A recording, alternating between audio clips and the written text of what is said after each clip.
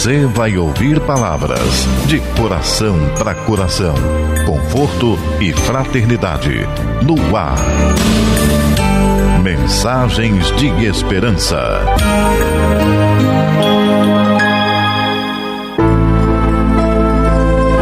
Olá, caríssimos ouvintes. Entrando no ar pelas ondas amigas da Rádio Rio de Janeiro, em 1400 kHz AM, e pela internet www.radioriodejaneiro.am.br, mais uma audição do programa Mensagens de Esperança. Apresentação de João Aparecido, que agradece a carinhosa sintonia de todos. Para as suas saudações iniciais, Terezinha Lumbreiras. Queridos ouvintes, as nossas saudações carinhosas para todos. Passemos para a nossa primeira mensagem do livro Jesus no Lar, o média Francisco Cândido Xavier e o Espírito Neo Lúcio, a editora Federação Espírita Brasileira. É o capítulo 7, O Maior Servidor. Presente à reunião familiar, Filipe, em dado instante, perguntou ao Divino Mestre: Senhor, qual é o maior servidor do Pai entre os homens na terra? Jesus refletiu alguns minutos e contou. Grande multidão se congregava em extenso campo, quando aí estacionou o famoso guerreiro, carregado de espadas e medalhas, que passou a dar lições de tática militar, concitando os circunstantes ao aprendizado da defesa. O povo começou a fazer exercícios laboriosos, dando saltos e entregando-se a perigosas corridas sem proveito real.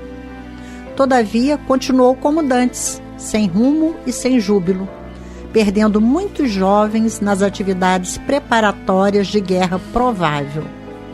Logo depois, apareceu na mesma região um grande político, com pesada bagagem de códigos, e dividiu a massa em vários partidos, declarando-se os moços contra os velhos, os lares pobres contra os ricos, os servos contra os mordomos. E não obstante, a sementeira de benefícios materiais introduzidos na zona pela competição dos grupos entre si, o político seguiu adiante, deixando escuros espinheiros de ódio, desengano e discórdia entre os seus colaboradores.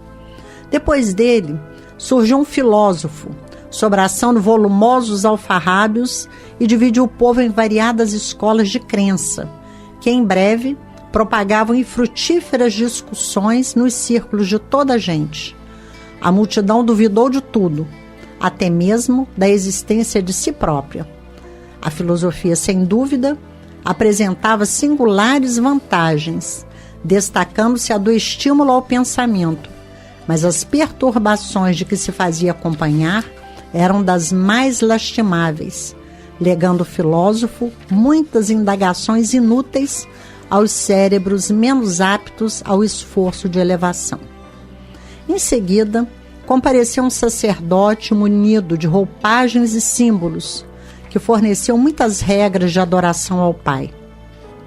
O povo aprendeu a dobrar os joelhos, a lavar-se e a suplicar a proteção divina em horas certas. Entretanto, todos os problemas fundamentais da comunidade permaneceram sem alteração. No extenso domínio, não havia diretrizes ao trabalho, nem ânimo consciente, nem valor, nem alegria. A doença e a morte, a necessidade e a ignorância eram fantasmas de toda a gente. Certo dia, porém, apareceu ali um homem simples. Não trazia armas, nem escrituras, nem discussões e nem imagens, mas pelo sorriso espontâneo revelava um coração cheio de boa vontade, guiando as mãos operosas. Não pregava doutrinas espetacularmente. Todavia, nos gestos de bondade pura e constante, rendia culto sincero ao Todo-Poderoso. Começou a evidenciar-se, lavrando uma nesga do campo e adornando-a de flores e frutos preciosos. Conversava com seus companheiros de luta, aproveitando as horas no ensinamento fraterno e edificante, e transmitia suas experiências a todos os que se propusessem ouvi-lo. Aperfeiçoou a madeira, plantou árvores benfeitoras, construiu casas e instalou uma escola modesta. Em breve, ao redor dele, viçavam a saúde e a paz, a fraternidade e as bênçãos do serviço, a prosperidade e o contentamento de viver. Com o espírito de trabalho e educação que ele difundia, a defesa era boa, a política ajudava, a filosofia era preciosa, o sacerdócio era útil, porque todas as ações no campo permaneciam agora presididas pelo santo imperativo da execução do dever pessoal no bem de todos. Calou-se o Cristo, mas a assistência reduzida não ousou qualquer indagação. Após contemplar o horizonte longínquo, em longos instantes de pensamento mudo, o mestre terminou. Em verdade, há muitos trabalhadores no mundo que merecem a bênção do céu pelo bem que proporcionam ao corpo e à mente das criaturas. Mas aquele que educa o Espírito eterno, ensinando e servindo, paira acima de todos. O livro Jesus no Lar, psicografia do nosso Francisco Cândido Xavier, pelo Espírito Neio Lúcio.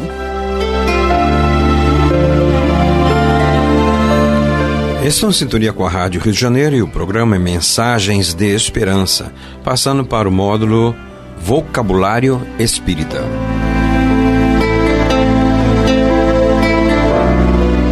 Do livro Lexo Kardeciano, Manual de Termos e Conceitos Espíritas, de Lamartine Palhano Júnior, pela editora Leon Denis, o termo alma espírita. Assim se expressa Lamartine, é a expressão de Allan Kardec para designar princípio da individualidade do homem, depois que o seu corpo morre. O princípio imortal do homem, vide espírito.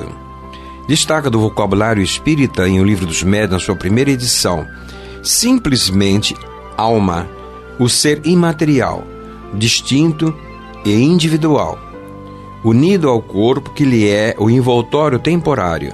Tem-se dito que a alma é o espírito encarnado, princípio da nossa individualidade após a morte. Anotou Lamartine Palhano no seu Lexo Kardeciano o termo alma espírita, pela editora Leon Denis.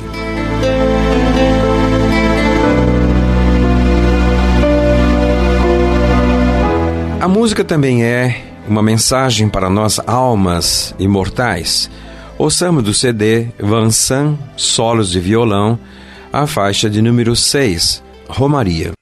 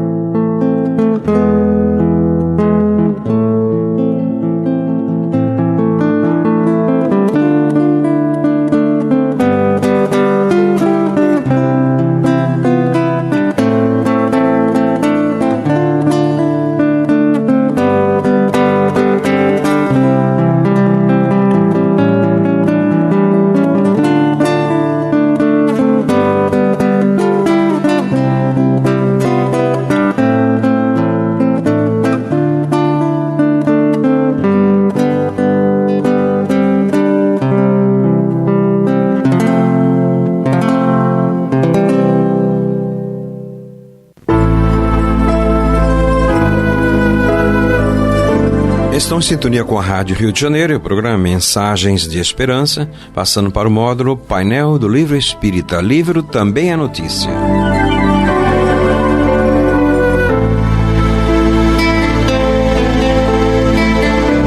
Em minhas mãos, mais um lançamento da editora Leal, o relançamento do Espírito Amélia Rodrigues, o médio Edivaldo Pereira Franco, a mensagem do amor imortal.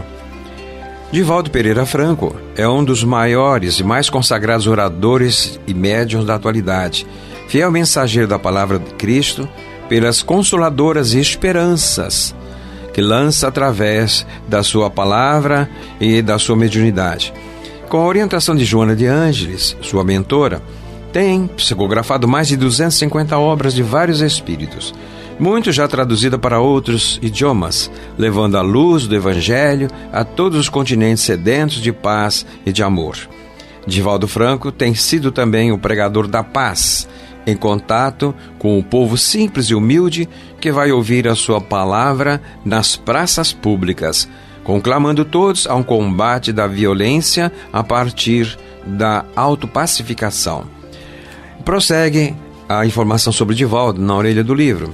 Mas a autora Amélia Rodrigues, do Sacramento Rodrigues, nasceu em Oliveira dos Campinhos, termo da cidade de Santo Amaro, na Bahia, no dia 26 de maio de 1861. E desencarnou em Salvador no dia 22 de agosto de 1926. Mestra admirável, foi poetisa, dramaturga, escritora notável, que honra não apenas as letras baianas, mas ocidentais, conforme esclarece Pedro Calmon. A lista dos dramaturgos ocidentais completar-se-á com Amélia Rodrigues, professora inspirada, poetisa, talvez a maior depois de Amélia de Castro Fonseca. O espírito sensível e nobre, Amélia Rodrigues, era católica praticante, sendo convidada por Joana de Ângeles, no mundo espiritual, para ampliar o número de servidores do Cristo nas hostes do Consolador, em considerando seus elevados dotes espirituais e realizações humanas, enquanto esteve na jornada carnal. Então, Amélia Rodrigues nos brinda com a mensagem do amor imortal. Esta obra composta de nada mais, nada menos 30 capítulos, dentro dos ensinamentos e exemplos do nosso Mestre Jesus. Alguns desses capítulos: Sou um homem pecador, Talita, doentes da alma, leproso e samaritano, a ovelha perdida, os adversários cruéis, mordomos e não donos, a mensagem interrompida, ensinar-nos a amar, dias santificados, a crise mais severa, Via Láctea de amor, a sinfonia patética, Jesus e família, e os samaritanos não o receberam. Sublimes paradoxos, espada e fogo, em pleno ministério, os julgamentos, alvíceras de luz em noite escura, a pior cegueira, o encanto sublime do amor, sublimes testemunhos, José de Arimateia, o amigo distante, misericórdia quero, a hora quase final, renúncia e conquista, Jesus entre os essênios, transformações e não fenômenos, e o último capítulo, divina paternidade. Amélia Rodrigues também nos dá exatamente uma noção do que ela propõe como uma mensagem do amor imortal. A introdução do livro Repensar Jesus Cristo e sua mensagem nos turbulentos dias da atualidade torna-se uma necessidade impostergável. Em face da violência e da alucinação de todo porte que tomam conta dos diversos setores da sociedade odierna, as pessoas que se consideram civilizadas estorcegam nas constrições do progresso material, quase vencidas pelos transtornos psicológicos de conduta, sob contínua ameaça de depressão, de síndrome do pânico, de fuga espetacular para a drogadição, o alcoolismo, o tabagismo, o sexo em desalinho, as ambições do poder e do gozar. A momentânea perda dos valores éticos, habilmente confundidos com as propostas das filosofias utilitaristas e cínicas, deixa o ser humano sem discernimento lúcido para agir corretamente, em face dos disparates e das aberrações apresentados, alguns deles tornados legais, como o aborto, a eutanásia, o suicídio, a pena de morte, que, no entanto, permanecem inscritos nos estatutos divinos como os crimes hediondos. A rápida presença de propostas evangélicas perturbadas e perturbadoras, em sincretismo banal na mídia e em toda parte, firmadas no temor a Deus e em vergonhosas demonstrações espetaculosas de curas fantasistas e de soluções de todos os problemas, pela simples aceitação de Jesus no coração e do respectivo pagamento do dízimo, mas confunde a compreensão da sã doutrina do que a esclarece. Caracterizadas pelo fanatismo medieval, tornam-se soluções de fácil utilização, arrebanhando os indivíduos descrentes do mundo e das artimanhas, no entanto, sedentos por um lugar ao sol das disputas sociais e econômicas, do brilho fascinante dos holofotes, mesmo que temporário, na sua rapidez e consumpção. Enquanto isso ocorre, as doutrinas ortodoxas do passado apressam-se em reconquistar as ovelhas que tresmalharam, utilizando-se de recursos parecidos, em tentativas infrutíferas de manterem os privilégios conseguidos ao longo dos séculos. A sua derrogada é visível ante a invasão de seu território por filosofias excêntricas, em nome das quais o suicídio vergonhoso e, ao mesmo tempo, homicida é o seu cartão de apresentação em trágico sucesso de mortes de civis, crianças, mulheres, idosos e enfermos, e militares que lhes constituem o alvo. Ao mesmo tempo, expande-se o materialismo existencialista, que convive muito bem com alguns religiosos na aparência e sem qualquer religiosidade, cujas existências se celebrizam pelo despautério, pela chocarrice aos direitos humanos e aos da natureza. As convulsões emocionais e sociais decorrentes da violência de todo tipo iniciam-se no próprio cidadão e, espalhando-se no lar, no trabalho, nas ruas de todas as nações, em forma de assalto, estupro, homicídio, desonestidade, terrorismo, revoluções e guerras, geram o temor que domina a expressiva parte da mole humana. A vitória da astúcia e do crime, de todo porte, nas altas entidades governamentais, debatidos em arranjados conciliábulos de inquéritos administrativos e parlamentares, carimbados pelos interesses de classes e de grupos, conduz incontáveis cidadãos honestos ao desinteresse pela honra e pela dignidade. O desfile dos usurpadores dos escassos recursos dos pobres, sobre aplausos homenageados pelas próprias vítimas na ignorância em que se demoram, é mais um quadro patético das ocorrências servis do crepúsculo da cultura e da civilização contemporâneas. Há contínuas demonstrações de loucura coletiva, campeonatos de insensatez, aumento de doenças degenerativas e viroses decorrentes da promiscuidade sexual e moral ameaçadoras, quais espadas de Damocles prestes a cair sobre as cabeças que lhes estão expostas. Tudo isso ocorre, sem dúvida, por esquecimento de Jesus e dos seus ensinamentos simples e nobres, profundos e sábios, que ainda não foram incorporados ao dia a dia das existências que se dizem a ele vinculadas. A apresentação do livro A Mensagem do Amor Imortal, de Amélia Rodrigues, por Divaldo Pereira Franco, pela editora Leal.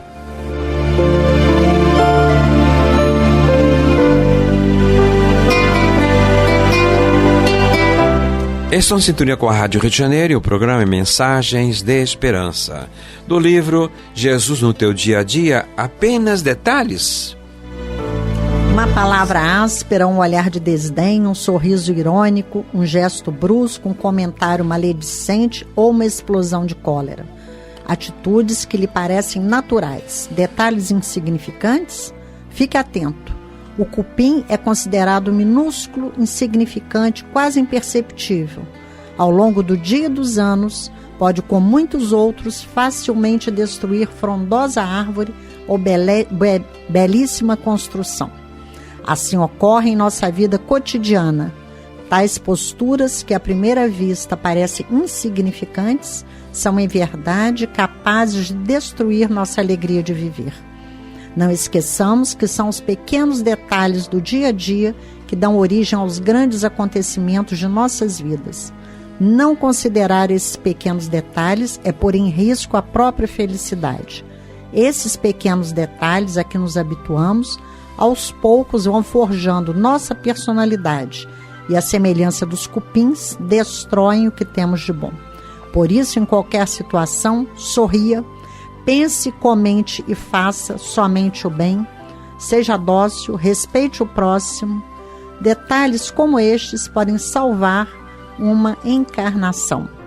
Do livro Jesus no Teu Dia a Dia, de Aguinaldo Paviani, pelo Espírito José de Moraes. E assim, queridos ouvintes, estamos chegando ao final de mais uma edição do programa Mensagens de Esperança. Para as suas despedidas, Terezinha Lumbreiras. Queridos ouvintes, o nosso carinho para todos. E que possamos estar juntinhos novamente na nossa próxima edição. Muita paz em todos os corações. A Rádio Rio de Janeiro apresentou Mensagens de Esperança.